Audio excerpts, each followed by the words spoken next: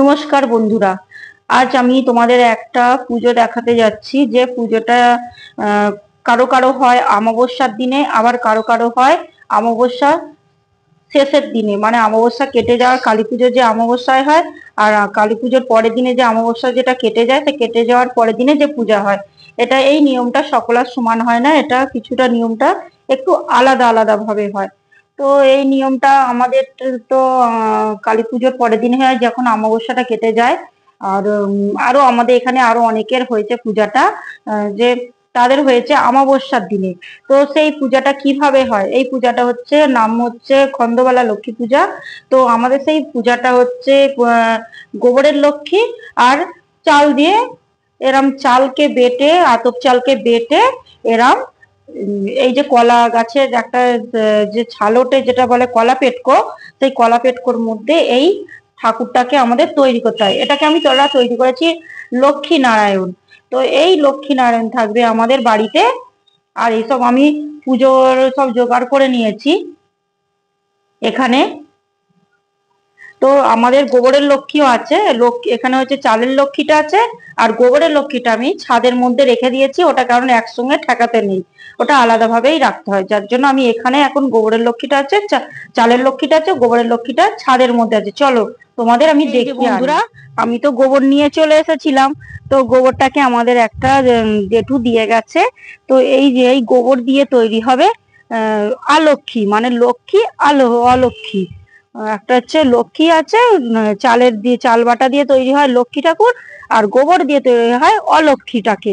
তো চলো আমরা দেখাই যে কোনখানটা অলক্ষ্মীটাকে তৈরি করে রেখে দিয়েছি। এই যে বন্ধুরা দেখো, এটা হচ্ছে গোবরের লক্ষ্মী নারায়ণ, এটাকেও লক্ষ্মী নারায়ণ করেছি। এটা হচ্ছে আমাদের কুলো বাজিয়ে এটা বাইরেতে দিয়ে আসতে হয়। তো এখন আমাদের পূজাটা হয়নি, বাবন ঠাকুর আসলে ঠাকুর মশাই এসে পূজা যখন করবে, পূজা করে এই ঠাকুরটাকে বাইরে করে দিয়ে আসবো।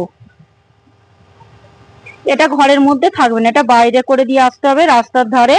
আর হচ্ছে যেটা লক্ষ্মী ঠাকুর থাকবে সেটা আমাদের এই ঠাকুরের কাছে আমার রাখা থাকবে। এখানে হচ্ছে মনসা ঠাকুর আছে, তুলসী ঠাকুর আছে, এখানেই আমাদের পূজাটা হবে। তো তোমাদের যখন পূজাটা হবে তখন তোমাদের আবার দেখাবো যে কিভাবে কি পূজাটা হচ্ছে। আর তোমাদের হয় কি আমাকে একটু কমেন্ট করে আমাকে কিন্তু বলো। ঠাকুর মশাই যেহেতু এখনো আসেননি, যার জন্য আমি পুজোর সব জোগাড় করে রেখে দিয়েছি, ফল কেটে রেখে দিয়েছি, সবকিছু করে রেখে দিয়েছি।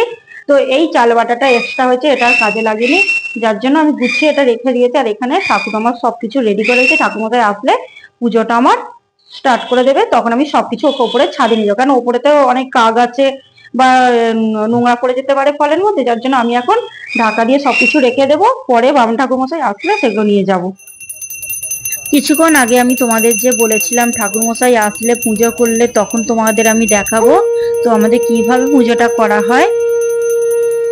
তো এখানে আমার গোবরের লক্ষ্মীটাকে সবার প্রথমে পুজো করে নিয়েছে, যেহেতু এটা আগেই পুজো করতে হয়, যেহেতু গোবর দিয়ে এটা অলক্ষ্মী, এটা সবার আগে পুজো করে দিয়ে বাইরে করে দিয়ে আসতে হয়। ঠাকুরমশাই বললেন কি, আমার সব পুজো কমপ্লিট হয়ে গেলে তুমি এটা সবার লাস্টে রাস্তার ধারে করে দিয়ে আসবে। তো এটা এই ঠাকুরটাকে বাইরে ঘরে রাখতে নেই, এটা বাইরে করে দিয়ে আসতে হয়। তো ঠাকুরমশাই যেমন বলেছেন আমি তেমনই করব। তো তোমরা বন্ধুরা দেখতে থাকো আমি কিভাবে কি করছি।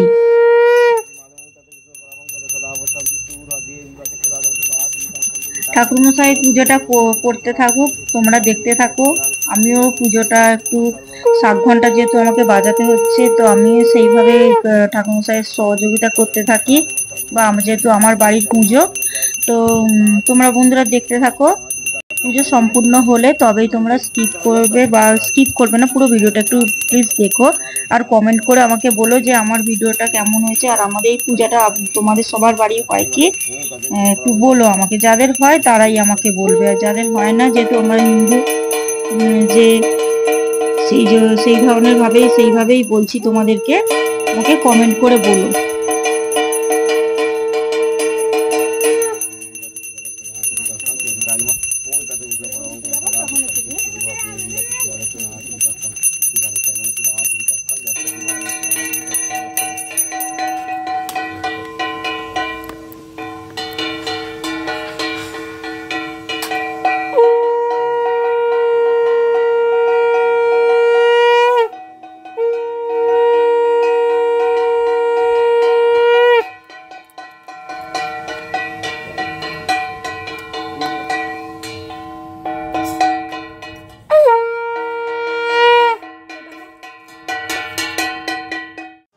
এখানে ঠাকুর মশাইয়ের পুজো সম্পূর্ণ হয়ে গেছে। তো এইবারে আমার পালা হচ্ছে। ঠাকুর মশাই তাই সেটাই আমাকে বলে দিচ্ছেন যে তুমি এবার ঠাকুরটাকে নিয়ে এবারে বাইরে করে দিয়ে আসো, দিয়ে যে প্রথমে কুলো বাজাতে বাজাতে যাবে আর তারপরে তুমি ঠাকুরটা বাইরে করে দিয়ে আসবে। তো আমি সেটাই করছি। তো ঠাকুরমশাই তো অন্য বাড়িতে পূজা করতে যাবে বলে আমাকে বললো তাহলে আমি তোমার জায়ের বাড়ি চলে যাই, তুমি ঠাকুরটাকে নিয়ে বাইরে করে দিয়ে আসো। তো ওটাকে আগে বাইরে করে আসো, তারপরে তুমি এইদিকে সব গুছাবে বলতে আমি সেটাই করলাম। তো উপরে আমার ছেলে দাঁড়িয়ে আছে। তো আমি বললাম তাহলে তুই এখানে দাঁড়া, আমি ঠাকুরটাকে বাইরে করে দিয়ে আসছি। তো শাক বাজাতে বাজাতে আমি বাইরে করছি আর সামনে আমার জায়ের মেয়ে কুলো বাজাতে বাজাতে যাচ্ছে। তো আমরা বাইরে করতে যাচ্ছি এখন ঠাকুর। তো চলো দেখো তাহলে আমি কি করি এখন।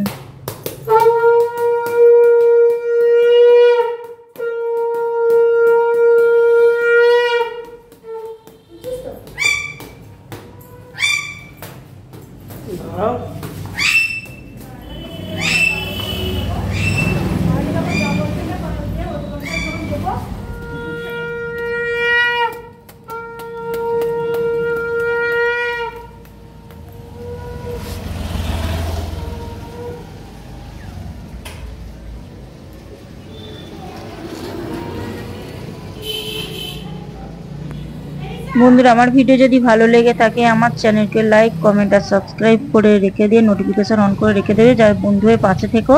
আমার ভিডিও কেমন লাগলো কমেন্ট করে বলো।